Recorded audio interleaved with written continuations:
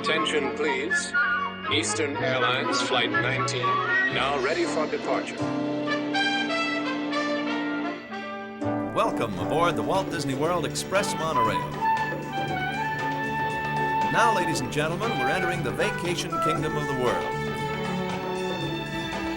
There's enough land here to hold all the ideas and plans we could possibly imagine.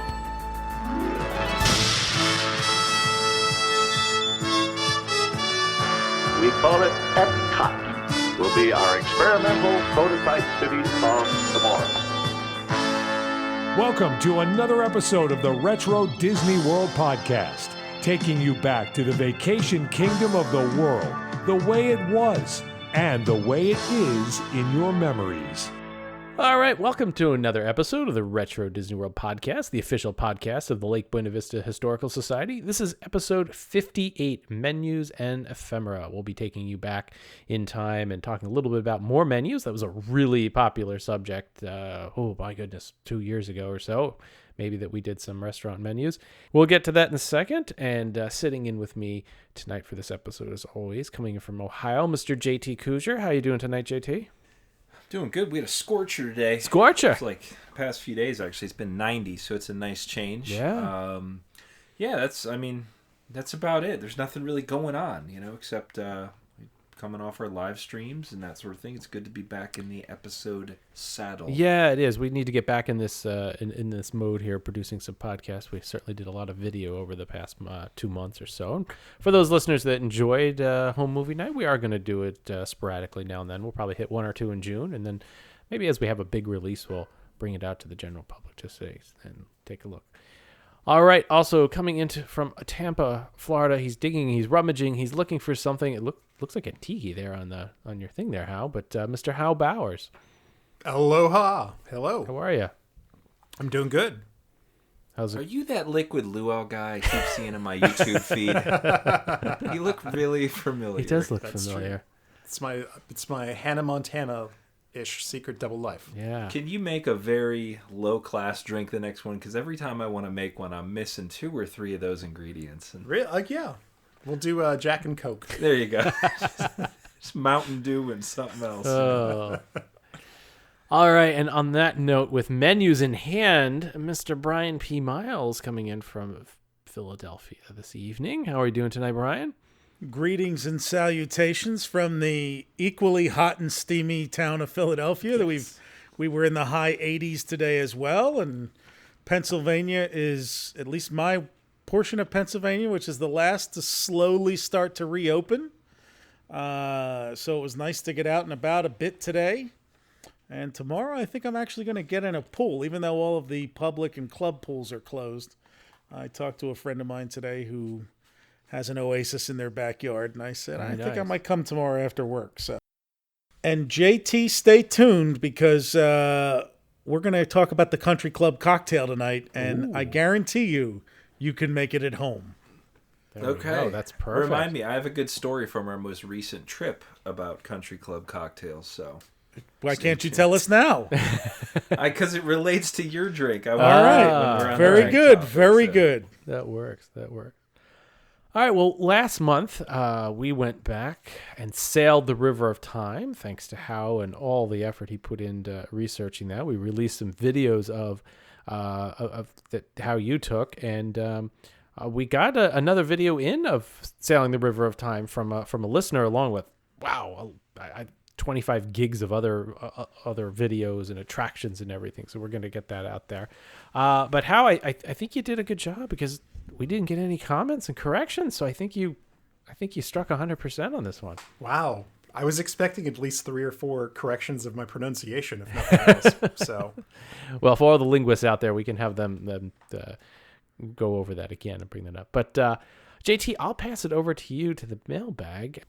Yeah, bear with me here because I've got a lot to sift through. Sweating in the mailroom today. So, first one we have is from Mark Cowett. Mark Cowett. He says, I found your podcast about a year ago and I've been slowly listening to each one, starting at number 1, and I'm almost up to the latest one. To be honest, I'm not looking forward to catching up as I don't want to have to wait a month for the newest one.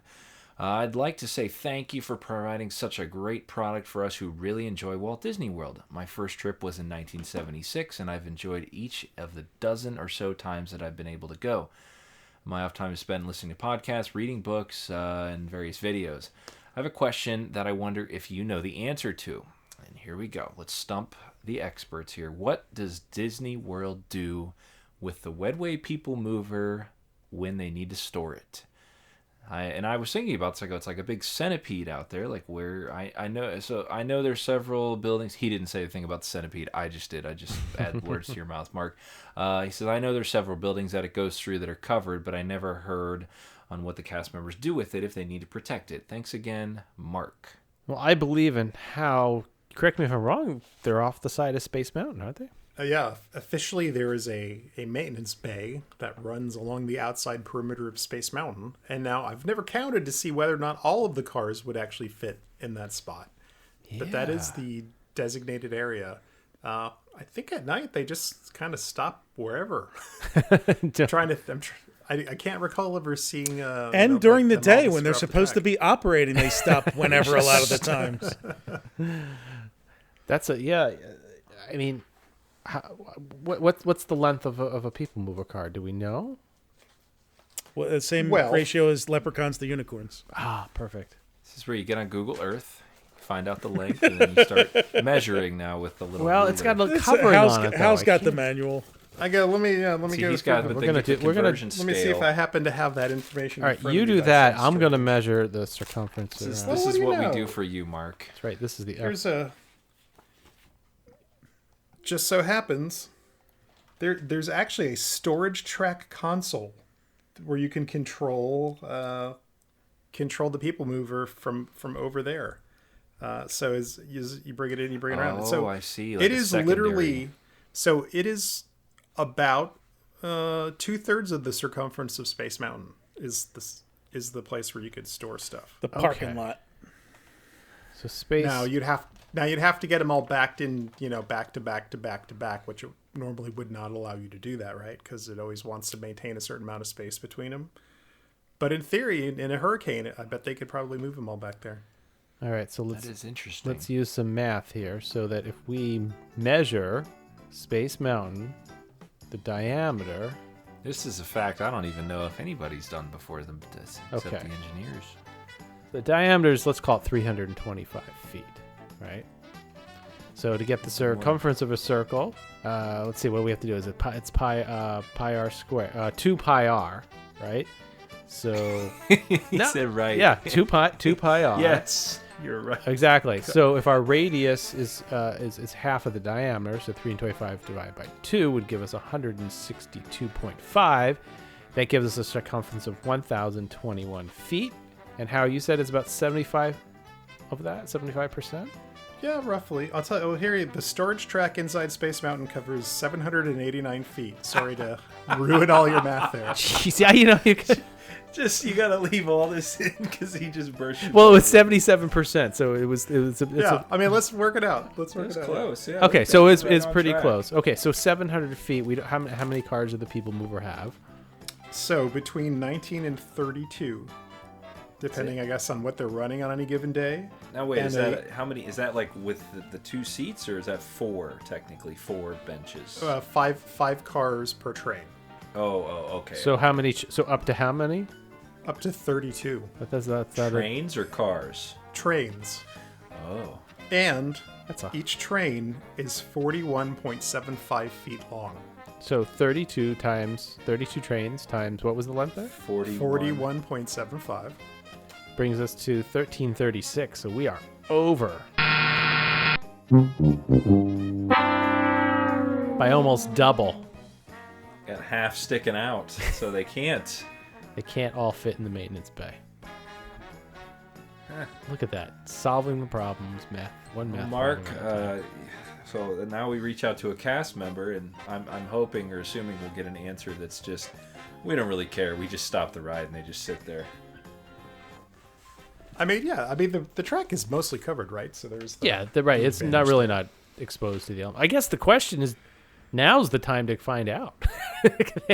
Where have they been? That's true. So if we have any security force members out there. Or somebody did an overhead, the flyovers recently. Right, we did should file do those. reconstruct Yes. to fly over and see if you can locate where all the trains are.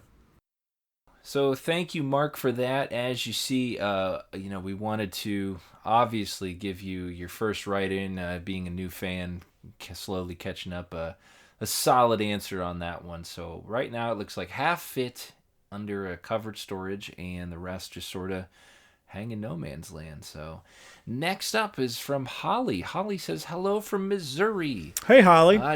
Hey. Hello. I'm from Missouri. Show me. The Show Me State. That's right. I just wanted to thank you for your wonderful podcast. I discovered it recently after searching for something to listen to while I sewed masks for our local hospital. Well, that was nice of you, Holly. I'm sure they appreciated that. How big of a mask do you need to make to fit on a hospital?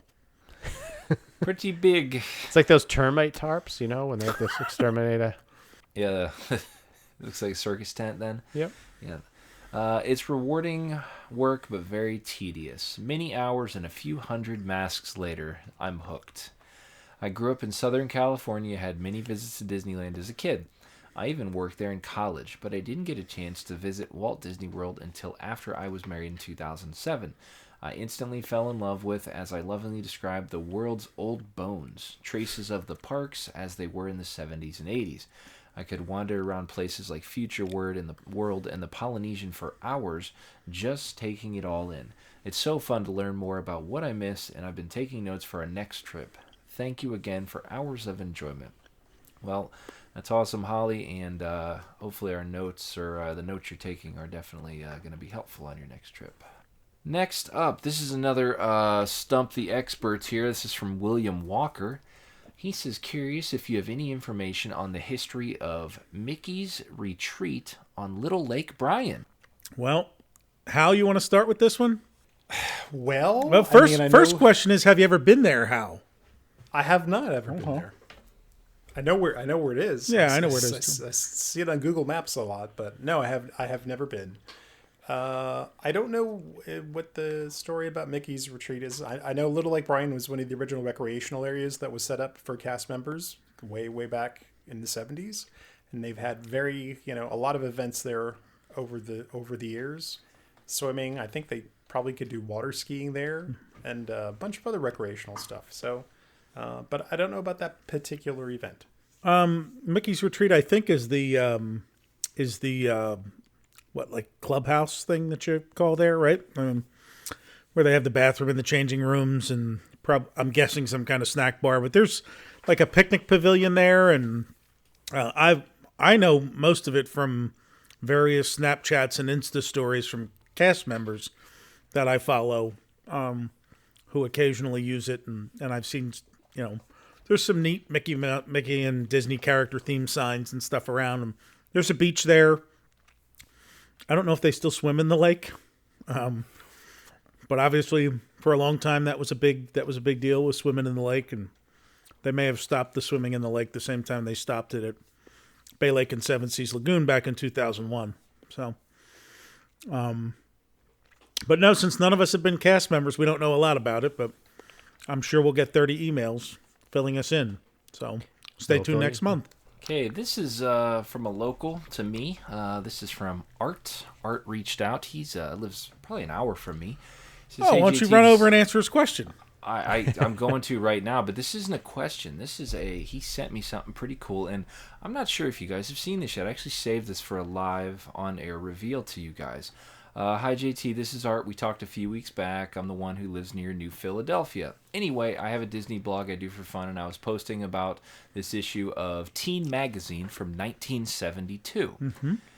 He found a picture of the bob-around boats that he's never seen before. He wanted to send it to us and see if we thought it was cool, had seen it before, anything like that. So I'm going to send it to you guys now, and you can take a look. I'd never seen it, but I'm sure you guys might have. It's in Slack there on our chat. That's a nice overhead view looking right down into it. You can see the cup holders in the center, it looks like, and Very. I like the collage that it was pulled from. It's very Yeah. 1972. The flowered seats.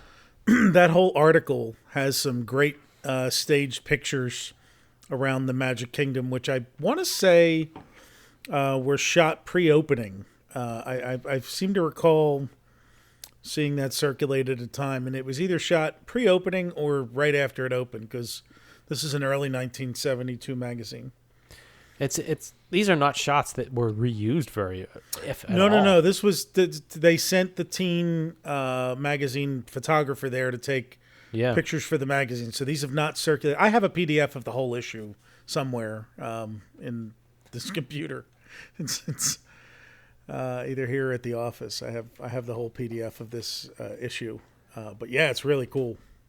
Yeah, he sent it to me too, and there's a solid Eastern Airlines, almost like in the background with a crazy Disney World display. Oh, nice. Page 4 is the Eastern Airlines ad, which if you look, I'm sure it's actually for the luggage company, but the display in the back is just amazingly cool. The little castle. Oh, this is some fantastic stuff in here. I will get this up on the site too. Thank you Is very that much. Kurt Russell? It is Kurt It Russell. is. I was gonna say Yes, yes. it is. Page 11. Oh my god. Now there's the question for the experts. Was that at Disney World or Disneyland, this Jungle Cruise boat? Well, it does says 72 here, so Right, I'm wondering, did they fly him to the East Coast for Well, this? the girl and the pixie thing, that's inside the Polynesian on page, it doesn't say, Pixie of California. On page 4 of the PDF, she is standing in the center of the Polynesian waterfall. Yeah, these were all shot in Florida. Yeah, that's the old Walt Disney World Jungle Cruise outfit. Yeah, and he was in there promoting the new movie there. Nice, you know, where he could disappear. Yeah, I like the Bring Your Pets ad with the Cow Can Kennel Club. fantastic, Yep. yeah. Some good stuff in there, though. Thanks, Art. We appreciate this. Picture in the Liberty Tree Tavern. I see some walnut bread there under the basket. Brian's got an eye for the food. Look at that. There's some ice cream. We got the ice cream cones in front of the Borden's milk truck. Next to the girl at the popcorn stand. 20 cents for a box of popcorn when the park opened. This was definitely pre-opening based on that there are no crowds anywhere. That's pretty cool. And so thanks, Art, for sending that over. Not just for the Bob Around, but we'll throw that all on the site. Bob Around, the whole article, because that's definitely classic stuff. Right in our wheel well, as they say. Mm-hmm. All right, so this next one is a goodie, and it kind of went off. I feel like we got this question before about the trucks stuck and the bulldozers stuck and everything left in the lake for construction. This is from Jason Stanko. He's in New York. All right, let me get to this because it's a long one. I'm not wanting to cut you off here, Jason, but I'm going to get to the good part here. So Jason was in the Magic Kingdom in January. He wrote us in May here. And he says he was celebrating his half-century birthday. So happy birthday. Late birthday. He had the Keys to the Kingdom tour on his bucket list for 15 years. And that is a great bucket list item. I'm sure you know by now.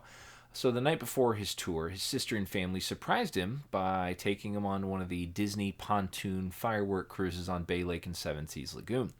The skipper of the pontoon boat was very knowledgeable. So Jason, doing what we all do, he starts testing the depth of knowledge of the captain and requests to see former locations of the Wave Machine, River Country, and she was really cool with it. So it sounds like she kind of, zipped around, showed him some stuff, and that whole deal. When we were sailing by the ticket and transportation center in the ferryboat docks, the skipper asked me if I knew who Bob Gurr was. He said yes. She said that Bob Gurr is a friend of a friend, and she has even had the pleasure of taking him around the Seven Seas Lagoon and Bay Lake on her pontoon. She then gave us Bob's construction equipment story. So this is now turned into a Bob Gurr story, but let's hear if this is something you guys have heard or if it is an accurate Bob Gurr story. Bob said that on or before opening day, there was a press conference held at the Ticket and Transportation Center, and then the members of the press would board a ferry boat and take it across the lagoon. Disney wanted everything to look perfect, with no signs of the furor of construction leading up to that day. In their rush to get everything finished, a piece of equipment was left behind, a bulldozer. The press started filing into the Ticket and Transportation Center. At that point, the bulldozer was not visible to the press, but it didn't have an escape route which wouldn't expose itself to the press. As soon as the press were allowed onto the dock to board the ferry, the bulldozer would be exposed. The decision was made to drive the bulldozer into the lagoon and sink it. The press never saw the bulldozer, and it's still at the bottom of the lagoon today. When you're viewing the ferry boat docks at the Ticket and Transportation Center from the lagoon, it is underwater to the left of the dock. I don't know. Interesting story. That seems so crazy, but also pop it in something gear that and someone send might it. do. Yeah. But it's also something that Bob Gurr would remember every detail of from start to finish. So I'd love to query him on that next time we see him. We need. For How do we sure. get Bob Ballard to come to the Seven Seas Lagoon with his Do a dive. do a dive there to see if we can find all the lost equipment? You know, and there's what, that guy in Brooklyn, New York, who wants to tunnel underground to find the lost locomotive. So we've, any of these things, this would be.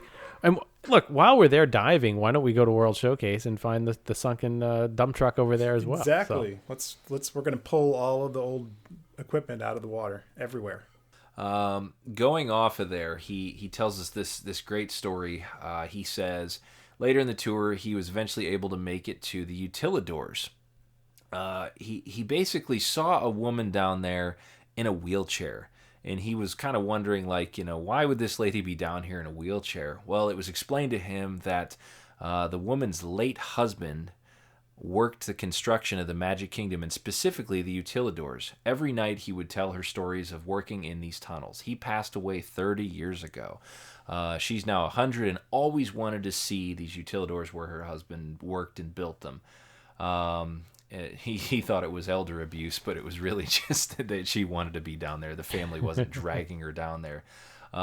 She asked the question where the street stoplight was in the utilidors. Apparently during construction there was so much traffic in the utilidors that at least one street stoplight was installed at the intersection. Have you guys ever heard of this street stoplight in the utilidors? I have not, but I can tell you from the authorized tours that I've taken that they do have those mirrors around corners, so that way you can sort of peek around the corner and not get hit by a pergo.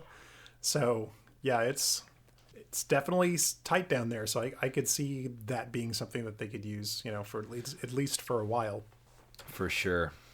Well, thank you, Jason, for all that. That was super fun, and definitely appreciate those stories shared with us, because we can kind of dig into them a little bit and see what we get. So that'll do it for the mailbag. If you have anything, send us a message, podcast@RetroWDW.com.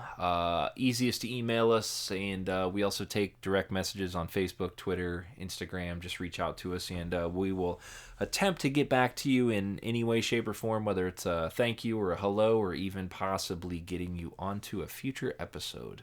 all right, well, it's time for this month's audio rewind. How you did pretty well. Didn't stump anybody, but I think judging from the amount of feedback, I think you stumped a few and got some good responses as well. So, did you guys, everybody get it? Yeah, I knew that one right off.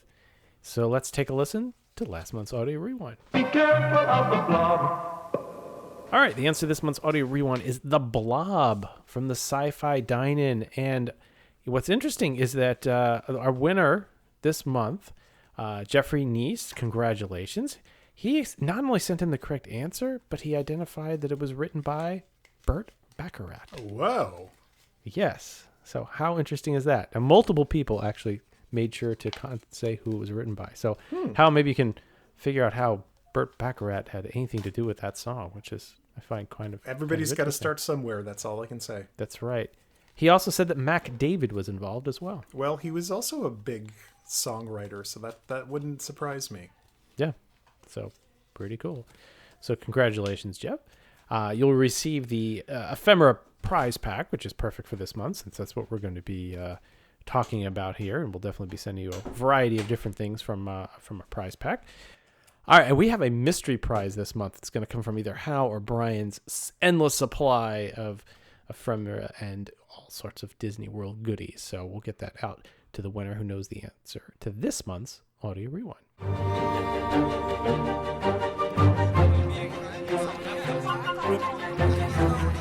Okay,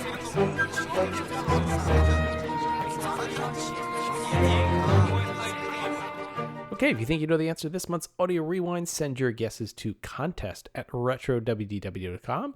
All entries must be entered by June 23rd, 2020. All correct entries will be entered into a random drawing to pick the winner and announced on next month's episode.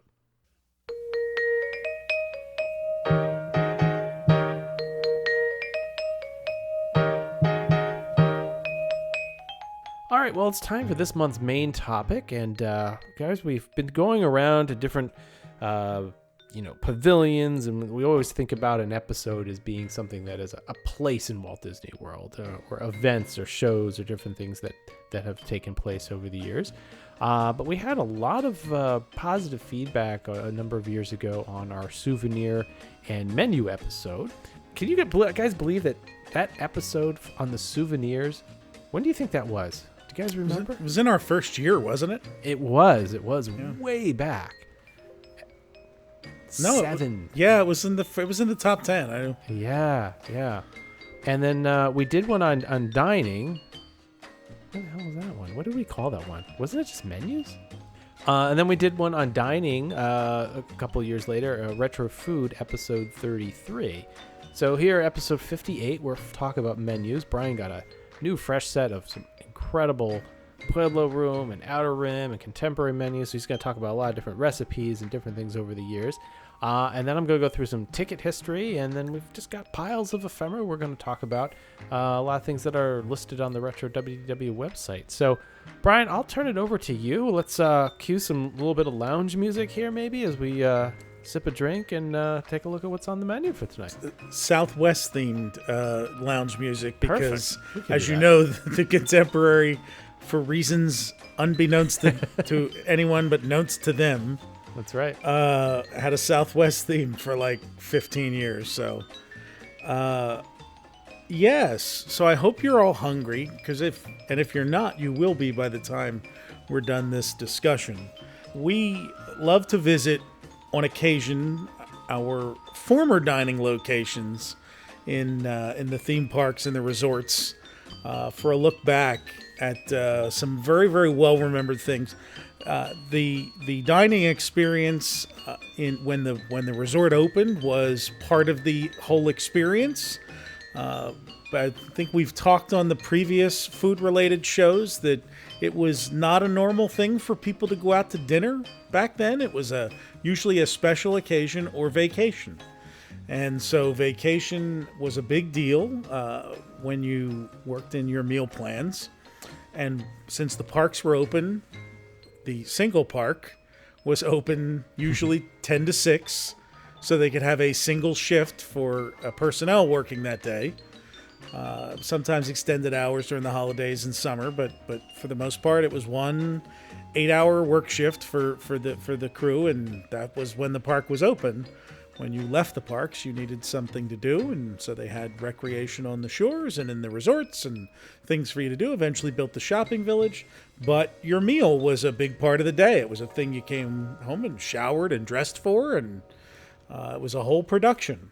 And the flagship resort at the back then was the Contemporary Resort, so we're going to start tonight in the Contemporary Resort, and we're going to start right at the top. Heading for the top of the pops, top of the pops, hey, top. The top of the world. I would say it was an opening day venue, except that the Contemporary wasn't finished when they opened on October 1st, 1971. So I'm not sure when the Top of the World served its first meal, but I do know that the tippy top of the resort, they were still putting some finishing touches on in those final days of construction. So the Top of the World, I'm actually going to touch on. We have 3 menus. One of them is the actual opening month, whenever it opened, sometime in October 1971. And the interesting thing about that, I'm using the prime rib metric because prime rib was on all 3 menus, because we're going 1971, and then we have one from like the early to mid 70s, and then one that we just got from 1980. And opening year dinner was all inclusive. You had your appetizer, your entree, your salad. It's a flat $8. And then this is 1971. And then your desserts were a la carte. And that is in your little folder that I sent you. It's the single orange menu. They didn't have a lot of options. It was, chicken or duck, or there was a fish or prime rib or fillets, filet tornadoes that you could order, and then a selection of tropical fruits and other things that you could get as your appetizer. And then there was your a la carte desserts. Nothing too earth-shattering at the time, very in line with what fine dining of the day would have been. The mid-1970s menu, which I'm showing up to, all of these, by the way, will be on the site and linked in the show notes when we're done. But right now, the mid one is the mid-70s, which is inside is parchment paper. It's a really cool cover. Ooh. But inside is parchment paper with your cordials, always listed with your wine list and your cordials. And you could also use the Dom Perignon metric for trying to figure out the progression of prices. But the full bottle in this, what I'm guessing based on pricing, is like $74 maybe. Was $29.50 a bottle. What whiskeys are on there? Oh, Todd. Bourbons. You have to go to the... Actually, you know what? They have wines and they have cordials, but there are no cocktails listed here. Yes. Okay. I'm just curious. No cocktails listed here. Perhaps... Any nice ports or anything? Cordials of the world. Let me see if there's anything back here. After dinner special? No. No, but actually, yes, there is. Robertson's Black Label Port. Don't know that and one. Harvey's Bristol Cream Sherry. Early mid-70s menu was also all-inclusive. Appetizer, salad, and beverage with the entree, but they priced the entrees, so there was a different price. It wasn't the flat $8. You would get your prime rib here was $8.75, so it had gone up 75 cents. Now, each of these menus I'm going to mention now in the top of the world, which, by the way, you didn't just get your dinner there. You also got a show, because there was an entertainer of the week, and we have that early footage from the magical Walt Disney World that ends with them singing, Proud Mary, right? No, Three Dog Night, Joy to the World. Joy to the World, that's right. Yeah. But to literally top off the evening, the Top of the World Lounge of the Contemporary Resort, the highest spot in Walt Disney World, is the place to go.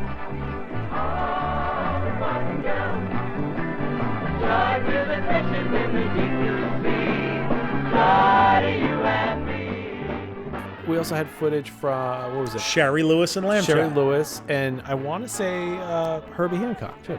I want to mention the Top of the World salad, and because that is on all three menus. And the Top of the World salad, they helpfully list the ingredients in both 1970, let's say 4, and then again in the 1980 menu. And there are changes. And it's important for history that we discuss the changes. Here's what's in both salads. Iceberg lettuce, watercress, white asparagus, tomato, pepperoncini, olive, and contemporary dressing. Yes, the dressing recipe will be in the show notes. Then there are 2 different sets of ingredients for the end here. In 1974, which we're saying was green pepper and miniature corn on the cobs. And in 1980, those have been replaced by zucchini and marinated mushrooms. So the question is, do you want the 1980 salad or the 1974 salad? I don't like mushrooms, so. Say, I like mushrooms more than the little miniature corn cob. So the other note about the 1980 menu, first of all, it's very thick, heavy, shiny. It's a nice big, has a lot of stuff in here. All of them, by the way, once you get to the latter half of the 70s, have Spanish, English, and French. They have each of the languages inside, so you just have to kind of keep flipping through. This one does open with champagnes and sparkling wines, Todd. We're in 1980, and your Dom Perignon was now $100 a bottle. Oh. So it kind of came into its own in the latter half of the 70s.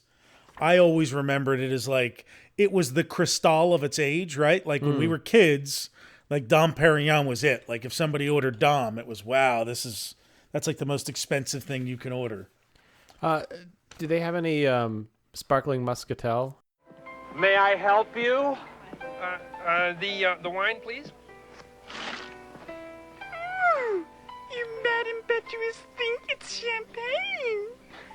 Not exactly. Sparkling Muscatel, one of the finest wines of Idaho. Well, you may serve us now, please. Oh, may I? So, but by 1980, the entire menu was a la carte, except your entree included the salad. So even your vegetable accompaniment was $1.25. So everybody who was upset when the Boathouse opened with their $9 side of broccoli or whatever it was, Yeah. $1980, you had to pay $1.25 if you wanted your meat or your fish to come with anything other than what they had on the plate. Most of them actually included a potato as part of your dinner. But back then, just to wet your whistle, you may have enjoyed roast duckling curacao or veal Romanoff, of course, prime rib, some fresh red snapper. But the desserts, I want to mention, hot fudge sundae, black forest cake, a continental fruit tort. This fourth one, I really have questions. Ice cream pie with hot lemon sauce. Oh. Wait a minute, you said ice cream pie? Ice cream pie with hot lemon lemons. sauce. I love lemon as dessert, but I've never heard of like... I've had lemon-based desserts. That seems like hot fudge is like thick enough that whatever happens there, it works in an ice cream sundae. Hot lemon sauce seems an odd thing. But two other notes on this 1980 menu here. Kids menu. This was every kids menu ever. Golden fried chicken, fried shrimp, roast prime ribs of beef. What's missing here is there was always spaghetti on a kids menu back in the day, but they weren't going to slum it up in the top of the world with some spaghetti. You had to sit there. And then the other last one I'm going to mention from this menu, an appetizer, the Swiss cheese ramekin, which is a blend of Swiss cheese, sauteed onions, and custard baked in a pastry shell.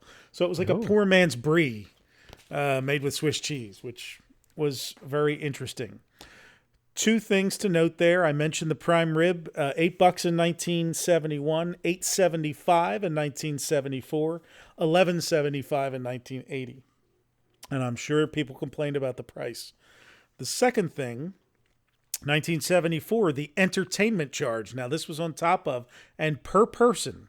So on top of your meal and whatever was included, $5 a head for the entertainment charge, $2.50 for a kid in 1974. And in 1980, that had gone up 50%, $7.50 a head entertainment charge and $3.75 for a kid. So that's how they paid Shari Lewis or Engelbert Humperdinck or whoever was there singing that week. Yeah, the Amazing Crescent isn't cheap, I'll tell you. Yeah, especially not back then when he was doing Tonight Show appearances. Yeah. So I think the top of the world, I had an opportunity to eat there on my first trip, although by that point it was not a nightclub type of thing. But my memory is eating breakfast up there, that my parents, we had a breakfast up there, like a breakfast buffet, which is not consistent with the guides of the time, but I'm like certain that we ate up there. So I don't know if it's just a false memory or what. But did any of you eat up there prior to it becoming the California Grill? Yeah, we ate up there as Top of the World with the full show, the dinner show. I want to say it was 1989, I recall. But we did not eat in the main dining room. We only the lounge area. We ate off into where the show area was. That was the only time I was up there before California Grill. So we'll come down from the top of the Contemporary, take the elevator down to the Grand Canyon Concourse, and stop at one of the neatest places that few people have pictures of because of where it was located, and that is the Pueblo Room. And the Pueblo Room was an original restaurant. Was not quite ready when the resort opened. It opened in January 1972. And where that was located is under the monorail track. So if you're in Chef Mickey's now, after you come into the entrance and there's some tables kind of by where they come in to seat you, the buffet begins kind of where they lead you in and then goes all the way back. And basically where it goes all the way back, underneath the monorail tracks and undercover, would lead you back into where the Pueblo Room was at the time. Now it's just part of Chef Mickey's. And it was originally a continental breakfast and a Mexican buffet. So it was a continental breakfast in the morning and then a Mexican buffet at lunch and dinner. That's January 1972. By the summer of that year, it had become an Italian buffet. Because I think outside of, we've talked about... It's a big change. Yeah, it's funny. We got a bunch of emails last month on our feedback after we talked to the El Rio del Tiempo from people in Southern California who said like, oh, we never went to Tijuana and it was dangerous and and I'm sure for a lot of people it was not but Mexican food in California, my sense is that certainly from an East Coast perspective, it was not as prevalent, and in the early 1970s, it still would have been kind of exotic foreign food for a lot of people, especially Floridians, and East Coast tourists. So I'm not surprised that they opened with a Mexican theme, and I'm not surprised that they quickly abandoned the Mexican theme. One of the following year, by the way, it had gone to an a la carte menu. One of the things I'm going to do right off the bat in the show notes is link to Passport to Dreams' amazing article on basically the history of the Grand Canyon Concourse and all of the changes that these restaurants went through in their various incarnations, because we could have spent months researching this stuff, but she's already done the work for everybody. I mean, it's amazing, and this restaurant was no different, but it effectively, what she notes in her article there, is that by 1973, it had switched menus with the Grand Canyon Terrace. So the buffet moved out to the Grand Canyon Terrace because it was a bigger venue and they could serve more people, because part of what a lot of the articles keyed on back from those early years, and we know this from when they opened the Gulf Coast Room and some other things in former banquet spaces in the contemporary. Do you remember Sully telling us the elevator story, that they were figuring out the weights on the elevator and and trying to cast family sizes and things like that? Everything was based on, what was it, 2.4 or something? 2.2 visitors per room or something. And then when people went there, they got 5. So every single thing from the elevators to the escalators to the types of food that were offered were all based on this faulty model. Right. So everything that they did, a lot of like 72 and 73 stuff that they were doing in the resorts was trying to expand capacity so that they could meet it. And food was a big thing. That in Disneyland, what people would do is go to the park and then walk across the street to their motel and eat the food that they had in their room and then go back into the park. And the obviously the Florida situation was different, because you're in this isolated resort with nothing else around. You're going to eat on property, and they had to quickly adjust and adapt their food offerings and the amounts and the variety of options and things like that to be able to accommodate the families that were coming there and the business conferences and things like that. So the menu that we have, which is absolutely terrific, you guys have scans of this. The cover is a very wavy looking thing, but the amazing thing is when you open it, first there is the preamble is this like history and philosophy behind the Grand Canyon Concourse, which is just like the coolest thing. It's welcome to the spectacular Grand Canyon Concourse. And it promotes the stats like 21st century cliff dwellings or beautiful guest rooms at the contemporary. Each of the 1,054 guest rooms in this hotel was built by United States Steel about 3 miles from here. The colorful trees are plexiglass trees. Rising from the canyon floor are part of a vast indoor setting treated by designers as though it were a stylized landscape outdoors. Even the moods of the day are captured by the ever-changing patterns of light streaming through the concourse end walls and skylights. So that's the feel that you were getting there. Again, this menu is in French, Spanish, and English. There is some terrific Mary Blair artwork on each of the pages. It's different for each of the languages. So there are 2, and we'll have scans of all this on the site. You'll be able to see them. Again, I mentioned this is a late 70s menu based on the pricing. The Hot Fudge Sundae here is the same price as the 1980 Top of the World, so you have to kind of guess since there's no dates on these things. But what I love about this is a lunch menu, and there are 3 entrees. And the first entree is pretty obvious. It's steak and enchiladas. Nice. The second one is Kingdom Queen. And what Kingdom Queen is, an assortment of seafood,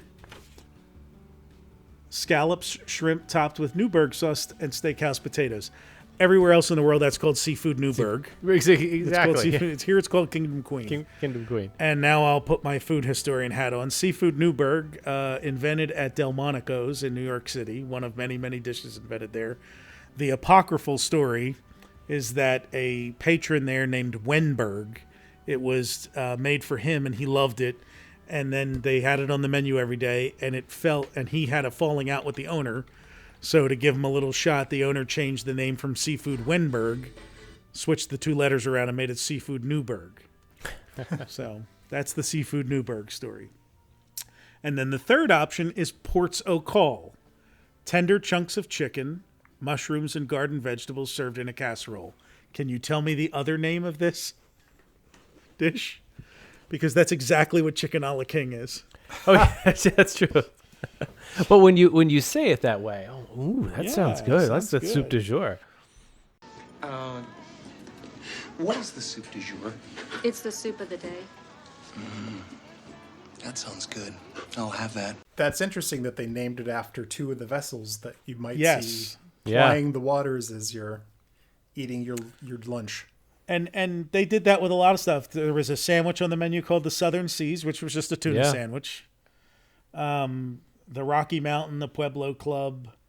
Nothing that jumps out too much from this one. The salads are interesting. I love the sunburst salad. As you remember back then, there was always a focus on the citrus. So there was a medley of fruits with cottage cheese and some Boston brown bread. What's interesting too, Brian, is that enchilada was not a common thing to eat. Back then. I mean, now enchiladas and tacos it was the one on brand thing on the menu. Yeah, exactly. That's what I was gonna say. You're in the Pueblo room, and it's the only thing there. And even then, it's like, you get some strip sirloin, a cheese enchilada, or steakhouse potatoes. If you don't know what an enchilada is, but the rest of it is a very American menu. Yep. Yeah, very, very much so. And again, just kind of. I did think the other interesting thing on this menu was the butcher block option. An array of ham, Gouda cheese, sliced turkey, roast beef, and an individual loaf of bread. So it's like a build your own sandwich. I was just looking at it. That looked really good. Yeah. I like the Gouda. I wish they would do that again, right? It's a charcuterie board, but before anyone said charcuterie. Yeah, no one had ever said that up to that point. So the menu was really nice. I was really excited to get that one, but not nearly as excited as Hal was for me to get this one. Yeah. So this is the Outer Rim. And the Outer Rim opened in spring 1973 as a steakhouse. The Pueblo Room was in sight of the Outer Rim. So if you were standing there, you're looking at the Grand Canyon Terrace, and you're looking at the Outer Rim on your left, and then all the way around was the Pueblo Room. And eventually they built Coquino Cove in the back of that area. And we got a tweet tonight, Brian, 24 minutes ago. Which restaurant was all the way at the end of the Contemporary, the Outer Rim or the Pueblo Room? So you answered that earlier. It depends. The Outer Rim. That's right. It was the Outer Rim when the concourse ended there, but then they enclosed. I think it was a porch or an area they enclosed with glass, and made that Coquina Cove in like the late 70s. Yeah. And so it's open to interpretation. It had to be hot. I know we talked about that when we brought this restaurant, but I mean, it's an all glass, it was like a greenhouse restaurant in the Florida heat, like Coquina Cove, which we're not covering in this episode, had to have been just boiling hot in there. So the Outer Rim first has this awesome logo, and we've now got a really nice, clean representation of it that it may turn into a shirt. I don't know. Yeah. We'll find out. But inside this menu, which I have guessed is 1975, I think I've placed it. First off is the Sunburst legend.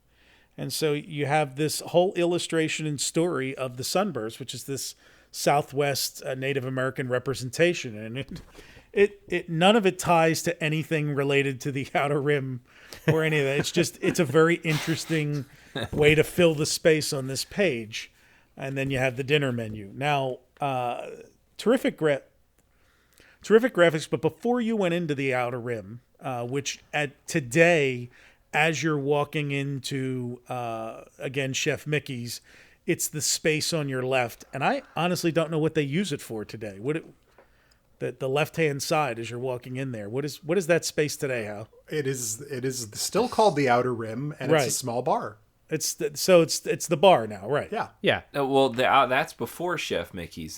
He's talking farther down. Because now, correct me if I'm wrong. I'm mapping this in my brain. Yeah. Like if I'm walking towards it, the Outer Rim current bar is like there, and then you keep moving. Then you go to the quick serve, and then even farther is like the Chef Mickey's entry and all that. You're saying to the left of current Chef Mickey's, which is just seating now. That's it. It's So almost like you're they right, just Brian. It would have been expanded much further down. Yeah, it was towards the further end back originally, from the bar that is today the Outer Rim. This was further back. Like it's literally back where the podium is to go into Chef Mickey's. It's just seating. That now, area that's on the all it left. is. Yeah, I didn't know if they had filled it in or opened it up or what, because it's terrible because we've all been there a billion times, and I cannot picture in my head what that space has kind of become or what they use it for. So. Yeah, I think it's mostly Chef Mickey's, and it makes sense because that's where people are going. You know, the moneymaker there. So the interesting thing, though, was at that time, the outer wall of the restaurant, which faced the Grand Canyon Concourse, which you would walk by to get to the Pueblo Room, had these beautiful cut-in dioramas of Mary Blair figures. And you catch them in pictures. We've got a bunch on our site that are in, like, the background of stuff. I would love to know what happened to them. Because at some point, obviously, they took them out, but there were, maybe a half dozen of them that were cut into the wall. And behind glass, there were these, it was just exactly like a Small World figure or like the artwork that you see on the mural in the Grand Canyon Concourse, except they were three-dimensional figures and in these little displays. And really added a lot, I thought, to the vibe on the outside of the Outer Rim. But as I mentioned, it did open in spring of 73 as a steakhouse, and our menu here is from around 1980. And the 1975 menu, which I did look at, included a salad. This 1980 menu, everything is a la carte, so that's the same difference that we saw at the top of the world. The 1975 Outer Rim, you could get prime rib for $7.25. That had increased to $11.75 by 1980. And then our second metric here is the shrimp cocktail, $2.25 in 1975, $3.75 in 1980. But it was a small dining venue, and it functioned into the 1980s. I think it lasted until 95 in this form, before they started to do renovations in there and reutilize the spaces. And I think Foxy's article mentions that it held on to at least some of it until the mid-2000s before they finally did away with the space altogether to reimagine it as whatever it is. What's crazy to me about this is whenever I've seen the Outer Rim bar, I think of like Outer Rim of like space. Correct. Yeah. And then now when I look at this, I'm thinking Rim of the Grand Canyon. Like that's the theme for then. Correct. So it's weird they took the same exact name and they made it modern into the weird version of contemporary now, but somehow it kind of still works. And, it looks the contemporary futuristic. version now, I mean, it is a space vibe. Like the aesthetic there is like space age. Yeah, like what are the odds that it matches a Southwest theme and a space age theme? It's just crazy. Apparently 100%. Yeah, that's right. Brian, I love the fact that, you mentioned they have the prime rib, the shrimp scampi, the chicken cordon bleu, and those are the three main items that you could get. But then to just entice you, the combination entrees, you can have prime rib of beef and shrimp scampi. Yeah. Or you can have prime rib of beef and chicken cordon bleu, or you can have shrimp scampi and chicken cordon bleu. Those are actually 3 additional combination entrees. Listed, so yeah. They give you 6 choices from just they 3 call plates. they call those mixed grills now in today's menu world. But yes, you're absolutely right. It's like the fisherman's platter. Gotta love the fisherman's platter. Love the fisherman's Or the captain's catch. The captain's catch, the admiral's platter, yeah. Scully's catch of the day. It's fresh grouper. It's lightly breaded, sautéed to a golden brown, and lemon butter and shallots, with a teasing hint of Dijon. We'll take 5. Cortez!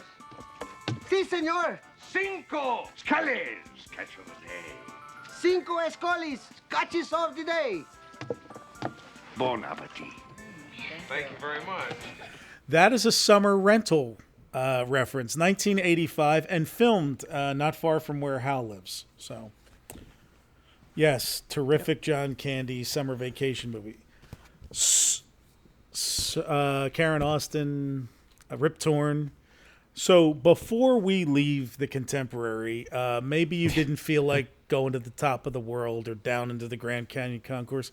Maybe you had a rough day at the park and you just wanted to order some room service. Now, there are tons of contemporary room service menus that go up for sale that are circulating. I think we've got 4 or 5 different versions on our website. This one is probably mid-70s based on the prices. Now, the reason there are so many of these is they were very easy to steal because they put them in your room. So you could just tuck it into your luggage as you were leaving, and then they would just replace it. So that's why there are so many in circulation. This one here, as I mentioned, mid-70s. Room service was available 6 a.m. to midnight. All you had to do was touch 5 on your phone, and very plain Jane breakfast menu. Not even worth mentioning, except no, I'm going to stick with not even worth mentioning. Although you might like to know the cereal choices. I was just reading those. Rice Krispies, Corn Flakes, All Bran, Sugar Frosted Flakes, which later became Frosted Flakes, and Raisin Bran. All Bran's not one that you hear much in. Well, you're right. Is it still around? It is around. It's still it is, out okay. there in some. You don't see the various commercials, form. though. Product 19 has gone away, though. They discontinued that a few years back, but darn it. So when you were finished your breakfast, you could move to all-day dining. Now, I like to look at the all-day dining for a couple of reasons. First, the Sunburst fruit salad is here. Another Florida salad. This one's slightly changed. Remember, the last one was a assortment of fruits, a scoop of cottage cheese, and some brown bread. This one is orange and grapefruit sections surrounded a large Georgia peach on cottage cheese. So just pop that peach. The brown bread's out, the peach is in. There've been some changes here. One consistent thing on all of these menus, going back to the earliest of the ones in the 70s into the late 80s, is the monorail sandwich. It's an open face sandwich. It's on every one of these room service menus, and very simple. An open face sandwich featuring ham and turkey and Swiss cheese served on dark rye bread topped with Russian dressing. Brian, you missed all the superlatives, though, because it's a tempting open face sandwich, and it features. And then I love on the crab meat avocado one, succulent chunks. Nobody uses that word. Succulent. It's a disgusting word. And I'm just looking, I want to call as a joke and say I'll have a peanut butter and jelly and a glass of tomato juice. God, tomato juice. Monorail, though. Tomato juice listed appropriately as an appetizer, JT, because back then tomato or citrus juices were served as an appetizer course in places. Like you'd literally go to a fancy dinner, and in the center of your proper china plate would be a small glass of juice, and like that was your appetizer. Yeah. Like you were supposed to down your juice. Interesting. Yeah. Do you think the French fried potatoes are golden brown? Does it say they're golden brown? No, I'm a little disappointed. Again, The waffle did. That said it was golden. Oh, it did. Yes. More superlatives. Okay, all right. I like we the got it. Frankfurter. Frankfurters, big Furter, deal. yeah. I will say that if you're ordering room service, the Florida grouper looks pretty good, but the prime rib of beef is a blue ribbon cut. Oh, but you could only get the baked potato at dinner. Knowing the way things go with room service, I'm trying to imagine ordering fish and then waiting for it to hopefully show up. Hopefully it shows up fresh out of the kitchen, but I do love how uninspired the desserts are here. yeah, they're really just Chocolate cake, strawberry cheesecake, apple pie, Florida fruit cup, and Jell-O or chocolate pudding. Like we gave up. A cup of Jell-O and a Sanka to go. Well, that's I was just going to mention Sanka. That's another item you don't see. No. It's still out there, But it was omnipresent on menus Oh. from the late 60s into the early 90s. Yes. It was before every coffee brand was known for also making a decaf brew. Sanka was it. Like Sanka was what people who didn't want caffeine, that's what they ordered. It was an instant dehydrated, right? yes. Yes. That's a my mom ordered that, and even when you would order Sanka at a restaurant, it would come in the packet with hot water, and you would rip open the top of the packet and put it in. Pour it into yourself. Yep. My mom was a big Sanka drinker too. Yeah. It tastes just actually, good. Todd, I'm pretty sure, isn't there a thing of Sanka on the... That's what I was going to say. In the treehouse. In your picture of the treehouse, yeah. Correct. That was my mom. She traveled with it, for crying out loud. She brought that with her. Yeah, she did. JT, you might have to put that right in the article so nobody has to hunt on our site for the Sanka. Yeah, because it's not tagged Sanka. No. Yeah, it's right on the counter. So the dining options were endless back then at in the Grand Canyon Concourse and the Contemporary. I have one last menu. Actually, there are two, but there's really one that I want to mention here. So this is very exciting because if you in 1971 you got bored and wanted to walk to the golf resort, you couldn't because it wasn't there yet. but they did open it in 1973, in late 1973. It was and we have the menu here for the Magnolia Dining Room. So what's the Magnolia Dining Room, you might ask? Well, the Magnolia Dining Room was the fine dining venue at the golf resort. It later became the much more famous and well-known Trophy Room, which it was for most of its life, before eventually becoming part of the Shades of Green Resort when Disney surrendered the golf/Disney Inn Resort to the Department of Defense. And it became the Shades of Green Resort. And now it's an Italian restaurant, I believe, that's there. But back then, the golf resort obviously was meant to attract gentlemen who were interested in golfing and ladies that were interested in golfing. It was they held the big Walt Disney World golf tournament there every year that the top golfers in the world would come and compete in. So this was to be the flagship golf resort. So it catered to a country club crowd. And this menu is from the earliest days of the venue. It is either the opening menu from December 1973 or a very early 1974 update based on the pricing. But we will start first and foremost with something we foreshadowed here earlier. JT wanted a cocktail that he could make without a lot of complications. And the first thing on the menu here is the golf resort's signature country club cocktail. Now, let's see if you have all the ingredients here, JT. You ready? Get your pen and You paper. need rum Yeah. and pineapple juice. Oh, those are easy. That's a good one. Wow. That's How you're going to have to do some deep diving on the ratios for JT on that one. Oh, yeah. I'm We'll go thinking a 50-50, I'm thinking a 1 to 2. 1 to 2 maybe. Dash of betters. Depends how the baby's doing For here. $2.50, it was a rum and pineapple juice punch. So that is the start here of the Magnolia Room. Now you picture you've come in from a day of golf and you've put your plaid jacket on. In fact, don't we have a great picture of a guy in like a plaid sport coat sitting in the Magnolia At the Dining Room? golf resort. Somewhere we do. Oh, yeah. That was a Disney PR picture. I mean, let's start with the appetizers here. And, onion soup, clam chowder. But the salad of the Great Caesar for two. Ooh. So this would be your tableside Caesar salad, which was a hallmark of fine dining restaurants at the time. And the chiffonade salad. Did I say that right? Is it chiffonade or chiffonade? Chiffonade. Which doesn't seem to be all that remarkable once you read it. It's lettuce and avocado, tomatoes. Yeah, string beans, cucumber, olives, bits of crisp bacon, and a vinaigrette. Yeah, a chiffonade is what you do that with basil, where you roll the basil and then you cut it so you get long thin strips. So it's probably stripped lettuce. Yeah, it sounds like the Brown Derby. So the menu is kind of short here. There's not a lot on it. Chicken, filet of sole Veronica, which is just a white wine sauce.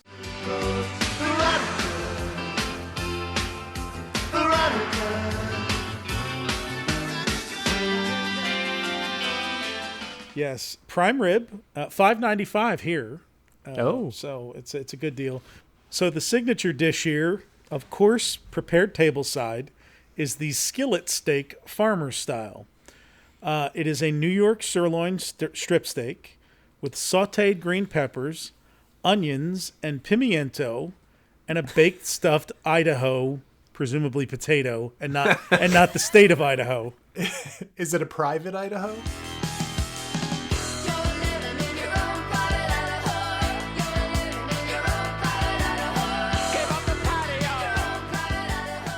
So I'm looking at this, and you have to figure that what they must do is, I'm assuming the steak is already cooked, or at least partially cooked when they bring it out. I'm hoping that they roll out a grill and they just cook it next to your table. I mean, peppers, onions, at 450 degrees. Yeah. It sounds like pepper steak from a Chinese restaurant. It does, but why? Like, this is not a thing you need to have prepared tableside. Like, no, but what does the farmer have to do with it? Well, it's farmer style. Maybe the guy that sautés it comes out in overalls or something. That's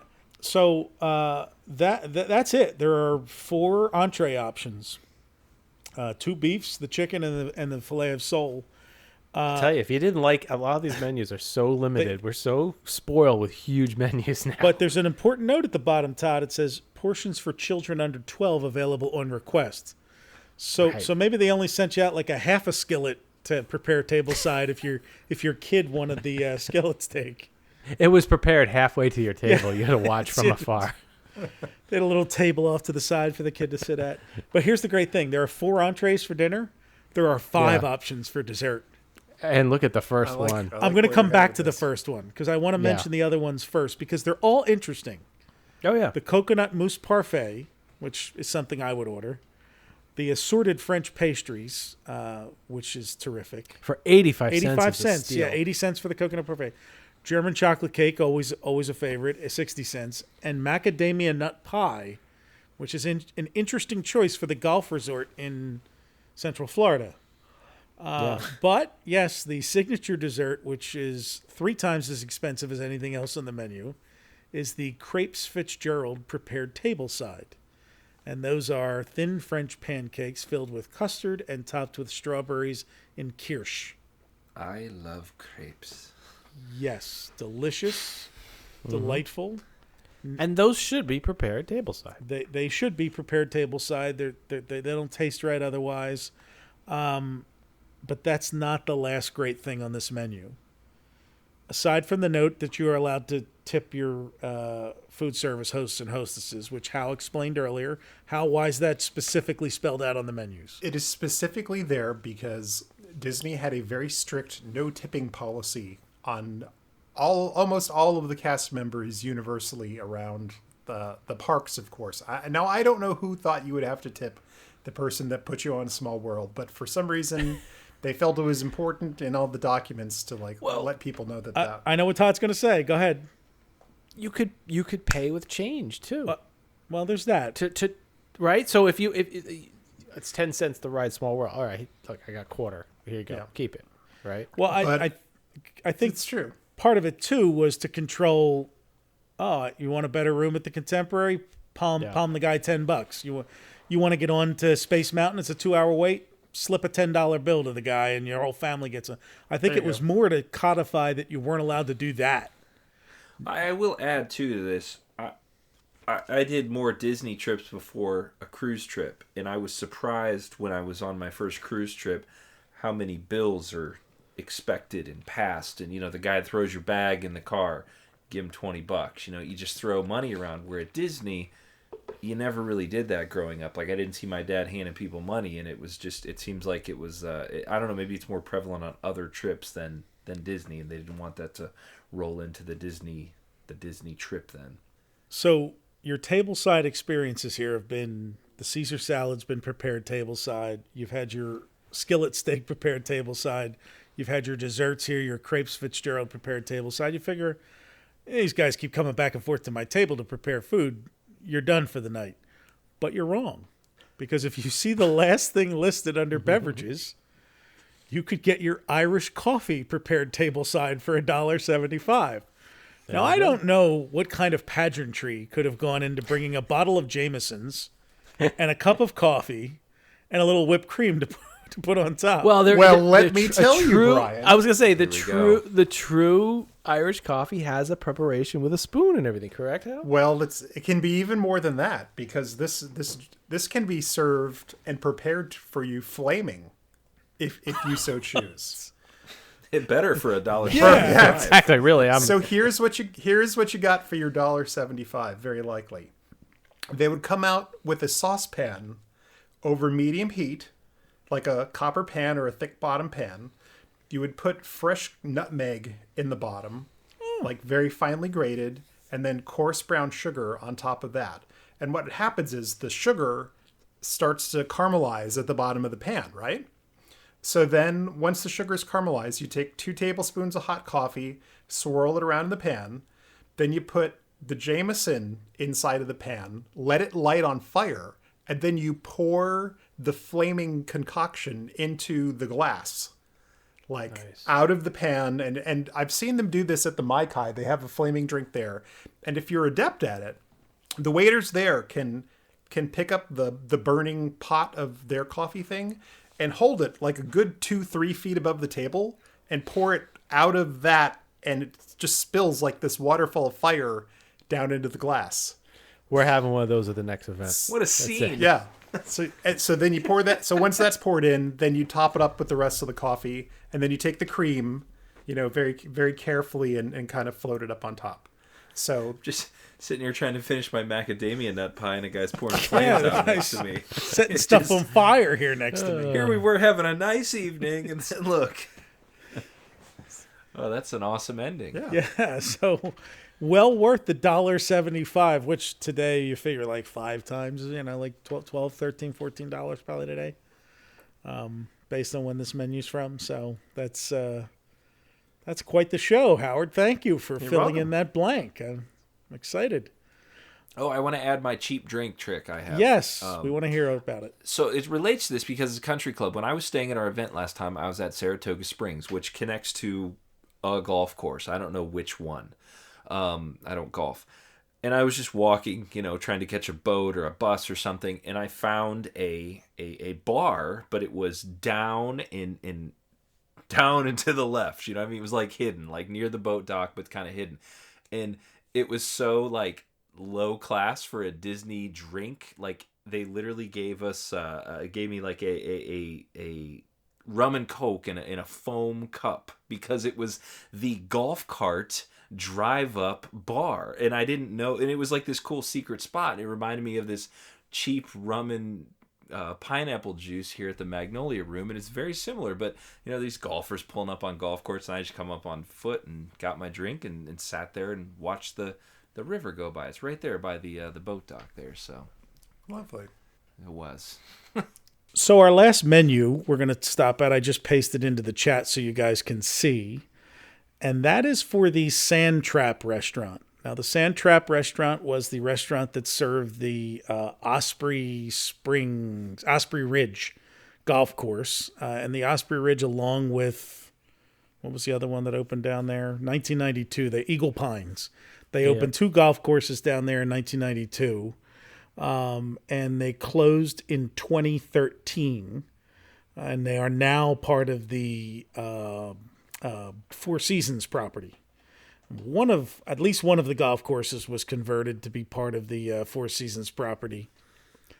And the Sand Trap restaurant was the restaurant where golfers could stop and have lunch or something to eat during the day. And so this is a fairly late in life menu that I shared with you guys. There's not a lot of notable stuff on there. It's typical golf course food. It's something we will add to the site simply because there aren't, a lot of people didn't go there because it wasn't part of the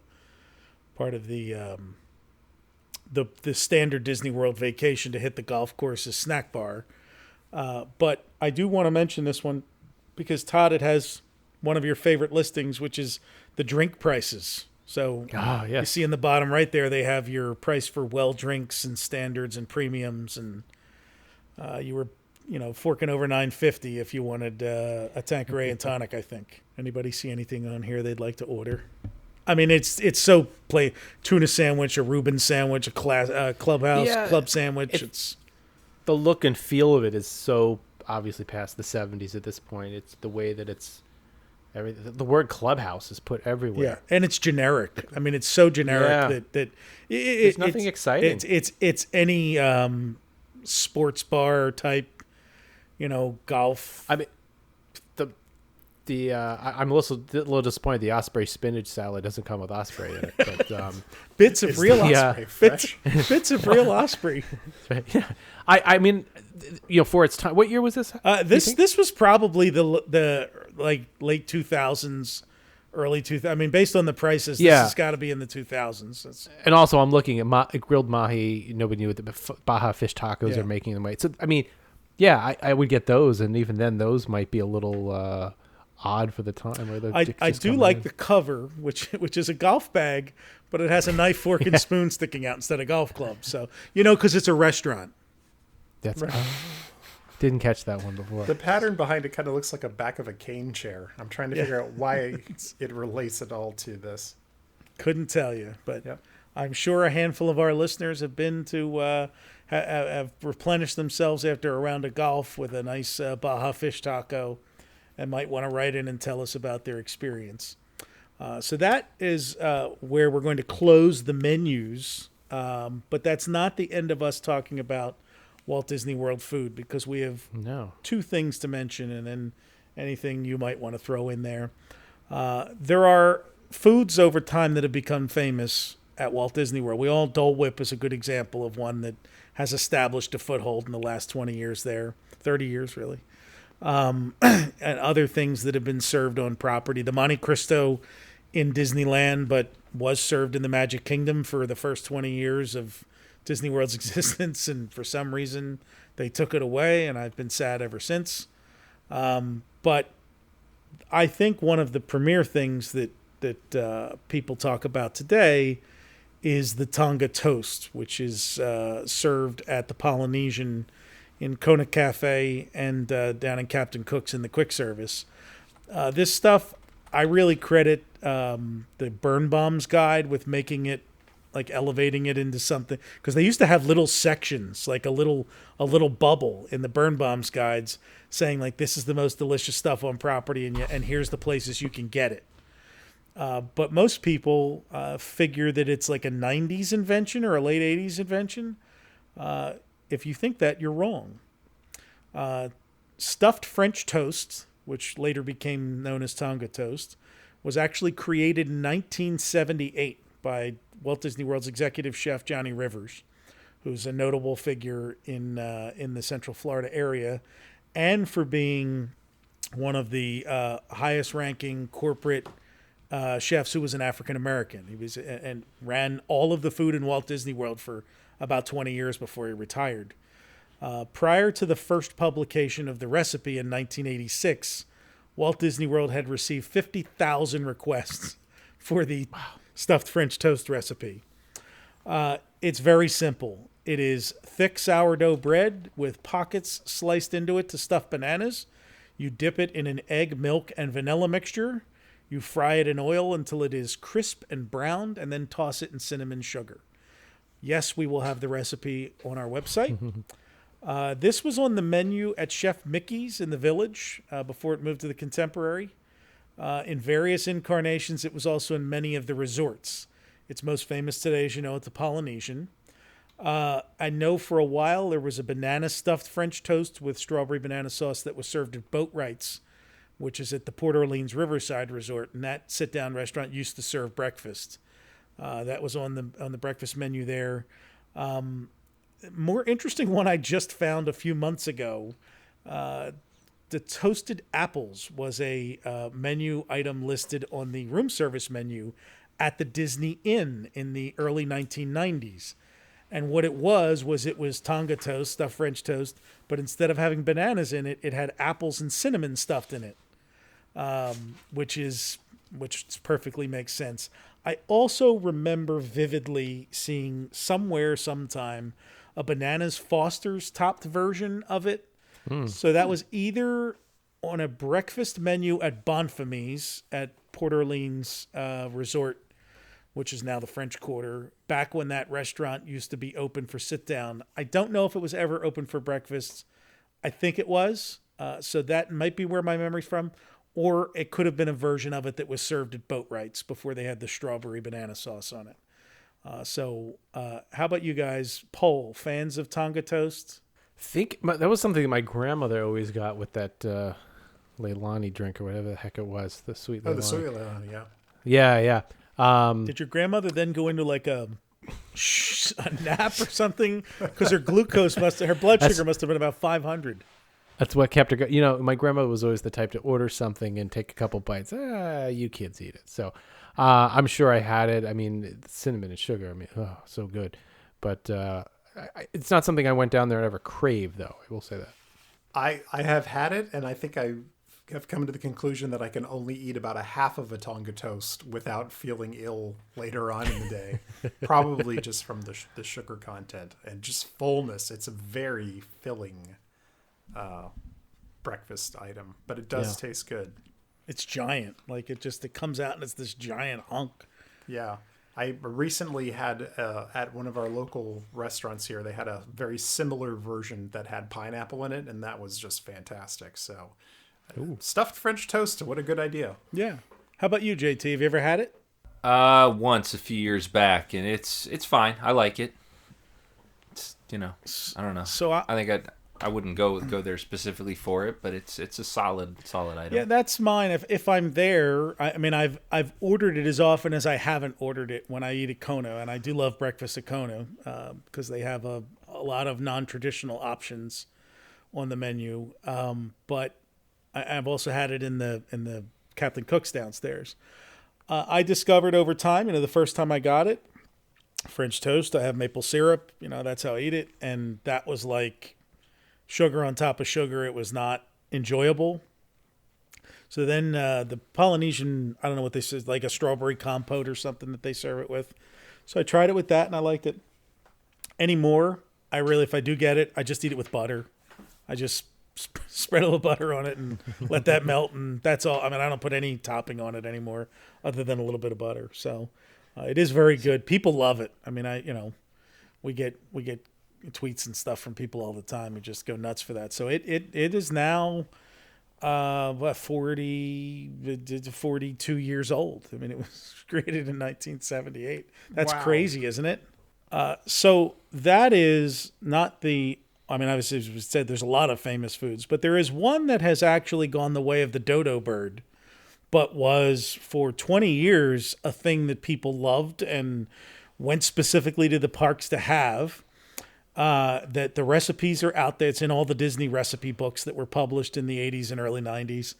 And you can, if you ever stumble onto cast member discussions and stuff from people who were there in the 70s, 80s, early 90s, they all loved the English walnut bread at the Liberty Tree Tavern.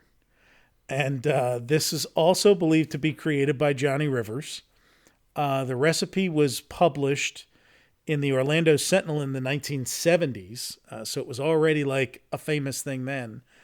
and servers report serving it in the earliest days of the resort. So it predated the Tonga toast.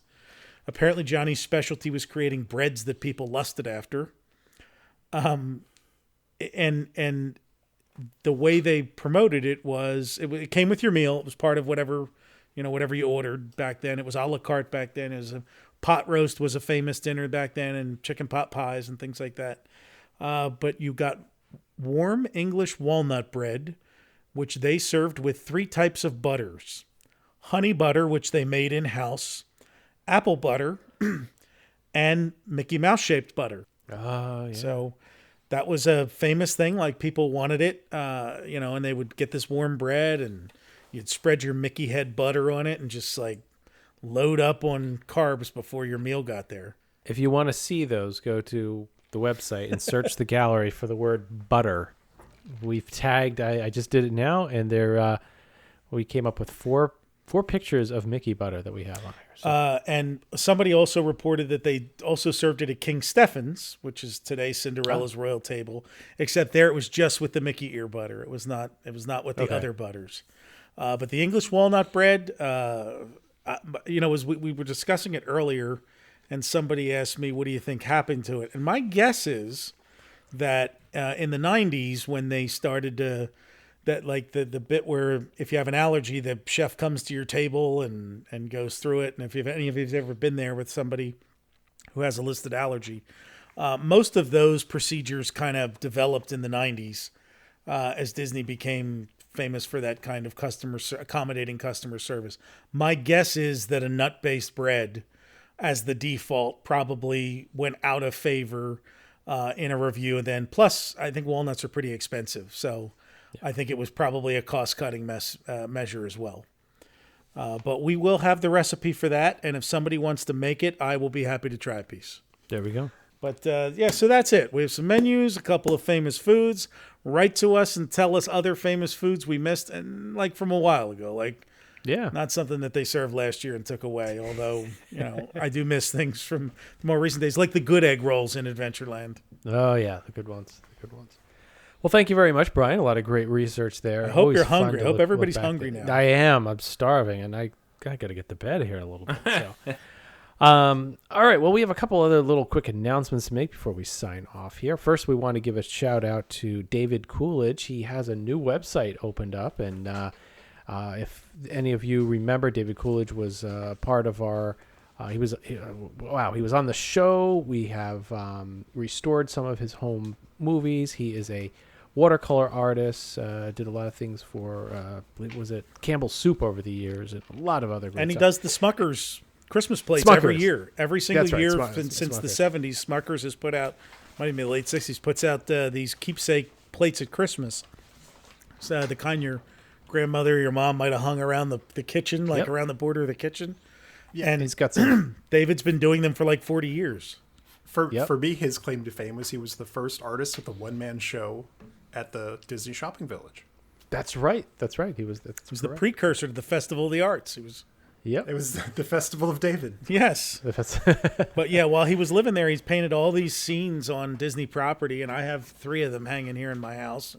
I think you've all got at least one of them. But he's got a number of them. He's got the garden at the Polynesian. He's got a lagoon, West Center Street, the water taxi. So if you go to davidcoolidge.com, a number of people have asked where they could get that, and they wrote to us and said they're working on getting the small ones up there. So that you can purchase that. And actually, I just checked now, and they are on there. Oh, the Swan Boat one. He's got the Swan Boat. I have that. About that. Yeah, Swan Boat's really nice. So we wanted to let everybody know and check it out at davidcoolidge.com. Just click prints, and then you can scroll down, click the one you like, and there's ordering options there. So I think most of them are around $50 or something. So really, really great artwork. Hang on your home. All right. With that, did we have a new T-shirt? How? I can't remember if we've since we last talked. I mean, maybe we talked about the home of the big silver ball. I think we did that one. Right? Well, as Brian said, that outer rim logo is gorgeous. So we're gonna do that because it's a really unique piece. Perfect. Will there be little holes in the shirt to put Mary Blair dioramas or? As always, you can check our shirt. That's at RetroWDW.com. patreon.com/support us, which will take you right to our TeePublic page. So a lot of good stuff on there. So we get the McFarkles, Upcott Center, home of the big silver ball, and the Mojave Oil one is still up there as well, as well as all of our other designs and everything. So next month, I think we're gonna stay on this little ephemera trip and talk about tickets. And I know Hal's got a whole bucket of different things that he wants to go through. We didn't get to it on this episode when Brian had too much restaurant information to pack this into a 3-hour episode. So we'll be back next month. One of my favorite topics. So hey, from back when people used to go to restaurants. I thought you were going to have a quick 10 to 20 minutes, and hey, here we are with an entire episode. So I love it. But I've got a pile here. JT, check this out. You're going to love this. Look, see the pile. Oh, here. wow. All different ephemera and I had mine here, but it's not as big as your pile. So we're gonna go through all different ephemera. We're gonna go through the ticket history next month.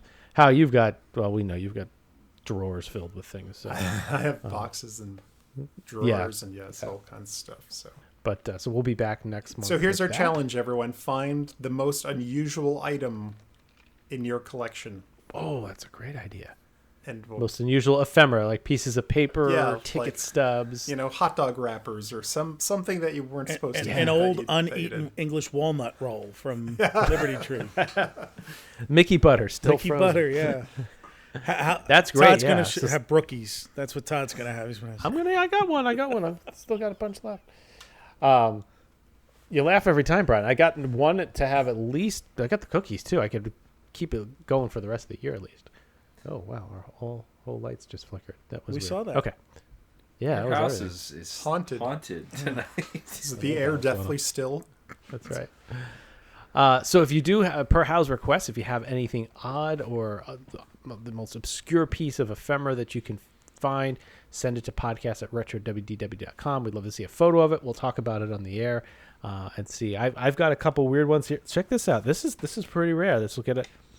I found this in my collection. Walt Disney World Magic Kingdom, a single attraction readmission ticket. Huh. I have never seen these before.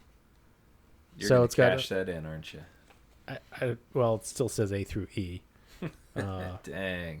Yeah, operation. After their operation has resumed. So this must have been you were in line, and you could come back in, because they couldn't give everybody an E-ticket. There you go, so Space Mountain went 101.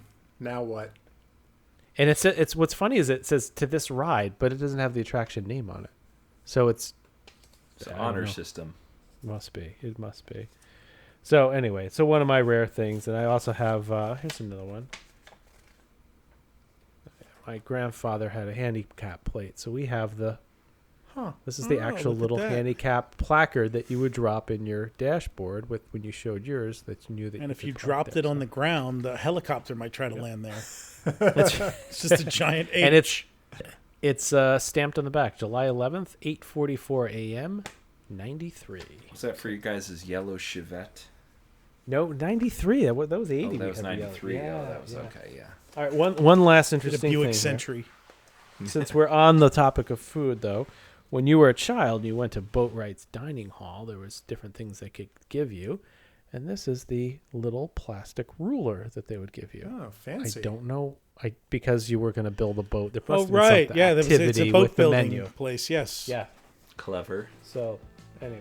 So those are a lot of different things we will talk about next month. So, all right, gentlemen. Well, if everybody can give us a shout out, iTunes, a review if possible, appreciate it. Check us out on YouTube. Link, love, subscribe, whatever it is that you do with those buttons. What is it, JT? Like, subscribe, on comment. YouTube. Yeah, you want to subscribe to us and you want to click on the bell so you get notified when we post things and go live. Or if we go live, yeah. Follow us on Twitter, Instagram, Facebook, all those social things that I keep forgetting we have.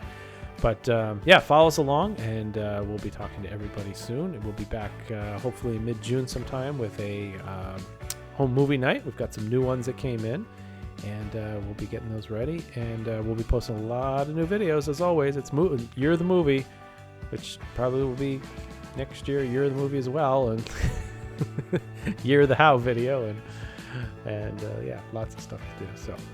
All right, well, thank you very much for listening and appreciate everybody's support. And until then, we'll talk to you next month. With that, Brian, take us out. Follow the Lake Buena Vista Historical Society on Twitter and Instagram at LBVHistory and on the web at lbvhistory.org. Follow Todd McCartney and RetroWDW on Twitter, Instagram, and Facebook at RetroWDW. For all things Retro Disney World, including exclusive merchandise, visit us on the web at RetroWDW.com. On Twitter, follow our web designer Jason Bartel of Deepwater Studios at JasonDWS, our announcer Andre Gardner at Andre Gardner, and follow our hosts Hal Bowers on Twitter and Instagram at GoAwayGreen, and on the web at KingdomofMemories.com. For JT Kujar on Twitter at LS1JT, on YouTube at Rubber City Motoring, and on the web at rubbercitymotoring.com. And you can find me on Twitter, Facebook, and Instagram at Brian P. Miles. Retro Disney World is the monthly podcast of the Lake Buena Vista Historical Society, a nonprofit, nonpartisan, tax-exempt 501c3 organization, and is not affiliated in any way with the Walt Disney Corporation or any of its subsidiary or affiliated entities.